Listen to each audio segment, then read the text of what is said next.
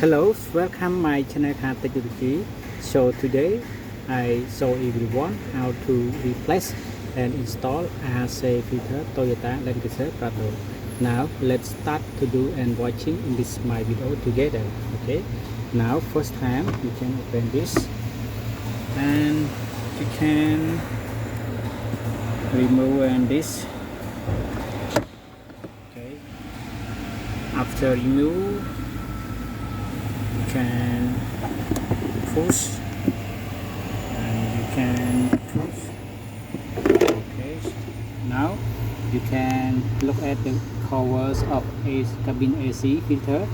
Yes, this is remove the AC cover filter and mark the up this one, and look at the AC filter is a local. Okay.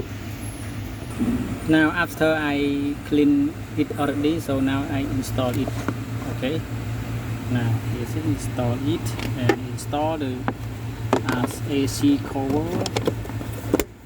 Note up is upward, and then